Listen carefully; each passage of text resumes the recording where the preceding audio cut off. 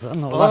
Ne olar bizə bir kruk sür bak xahiş edirəm qadana. Ay mərifətin qanacağı Ay, ola, bizə kruk- Ay bir dəqiqə. Ay işim var, gələsi yerim var mərifət. Bizə kruk, buradan bak niye yok qayda bizə kruk. Ha, Məhəmməd. Ha.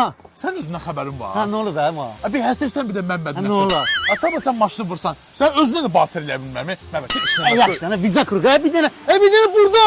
Bir dənə bir sukta be ne olar ha xahiş. Məhəmməd. Ha. Bax burada sürsən ha. Su. Ha Su. ha Ha, su. su. Narahat olma.